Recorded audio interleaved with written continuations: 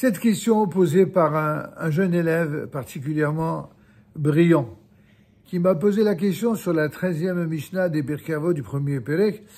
Il dit la chose suivante à propos de Huaya Omer. Vous savez, c'est Hillel et Shammai qui se sont exprimés. Ils étaient en train de dire juste dans le Pérec d'avant, Hillel et Shammai ont reçu l'enseignement de Shema et Avtalion. Ils avaient la coutume de dire, efforcez-vous de faire partie des disciples d'Aaron, fameux Aaron Cohen, qui aimait la paix, qui la recherchait, qui aimait les hommes et les rapprochait de la Torah. Et juste après, il poursuit en disant, c'est Hillel qui parle, il avait aussi la coutume de dire que celui qui cherche simplement le renom, le nom, qu'on parle de lui, qu'on entend toujours sa personne, sa renommée, sa parole, eh bien, de même celui qui ne s'efforce pas d'apprendre davantage de Torah, eh bien, oubliera ce qu'il sait déjà. Et celui qui ne partage pas son savoir avec les autres ne mérite pas de vivre.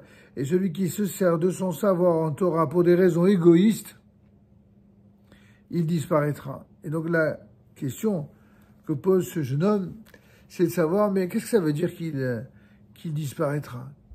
C'est la question d'un jeune enfant, mais qui est sage, qui dit, ça veut dire quoi? Si quelqu'un étudie la Torah et qu'il la transmet, comment peut-on dire de lui qu'il disparaîtra? Alors tu vois mon garçon, la réponse, elle est toute trouvée. Il y a eu dans l'histoire du peuple d'Israël de très nombreux Talmid Chachamim, petits ou grands, qui ont existé et qui ont accompagné l'histoire du peuple d'Israël, mais aussi l'éclairage du peuple d'Israël par ses grands maîtres, qui ont produit de la lumière. Sauf que certains, aujourd'hui, tout le monde les connaît, alors que de leur temps, de leur vivant, ils étaient combattus par tout le monde. C'était notamment le cas de grands maîtres, par exemple, pour ne citer que quelques-uns qui viennent, le Rambam qui est certainement un des plus grands maîtres de tous les temps, un deuxième Moshe Rabbeinu de son temps, mais qui est-ce qui n'a pas voulu le nuire?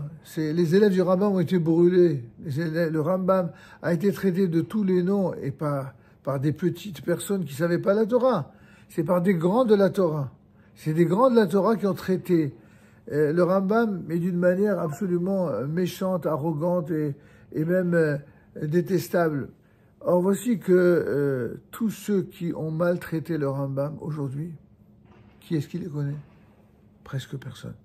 Les seuls de l'époque du Rambam que l'on connaît sont ceux qui, même lorsqu'ils étaient en désaccord avec le Rambam, ils l'ont fait à la manière dont le font les sages.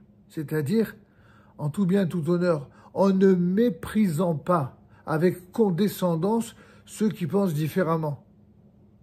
Alors ceux-là, on les connaît. On les connaît, par exemple, Rabbi Abraham ben Daoud, le fameux le Ravad qui était beaucoup plus âgé que le Rambam.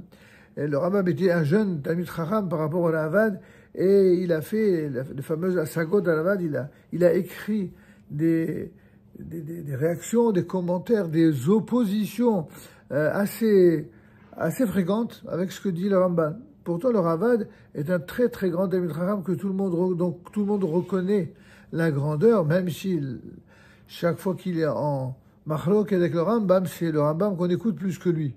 Mais il n'en reste pas moins vrai que la raison pour laquelle le Ravad, on continue de l'étudier dans tous les lieux d'études, c'est parce que malgré ses différents, et malgré des fois des mots durs qu'il a eu contre le Rambam, il s'est comporté en Talmid Chacham.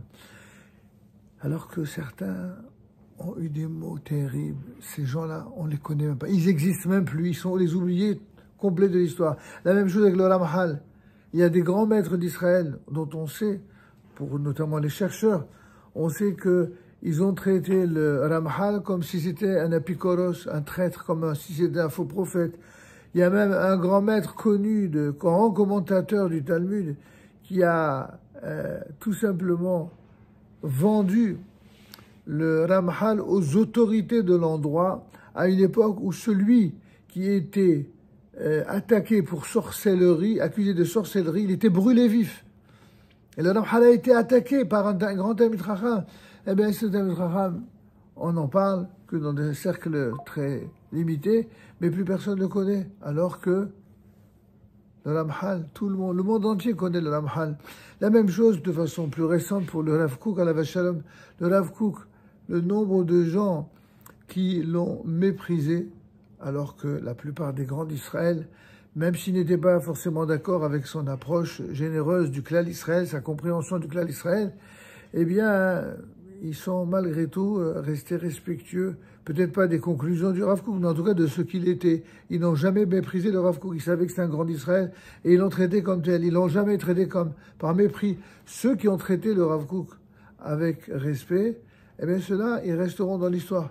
Mais tous ceux qui ont méprisé le Rav Kook, ils disparaîtront de l'histoire. Pourquoi? Parce que rétroactivement, il s'avérera que la raison pour laquelle ils ont méprisé tous ces gens-là, tous ces maîtres, pour quelle raison ils ont méprisé ces grands d'Israël, sans doute les plus grands, c'est parce que ce qui les intéressait, c'était pas la véritable couronne de la Torah, la vérité de la Torah, la volonté d'Akadosh Baruch Hu.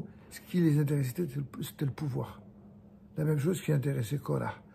La même chose qui a intéressé tous ceux qui ont voulu avoir le dessus sur le peuple d'Israël. Eh bien, malheureusement, ça peut arriver aussi au sein du monde de la Torah. Évidemment, le monde vrai et authentique de la Torah n'est pas composé de sages qui se comportent de la sorte, c'est vrai. Mais il y a des sages qui, malheureusement, se perdent et risquent de tomber dans cette attitude-là.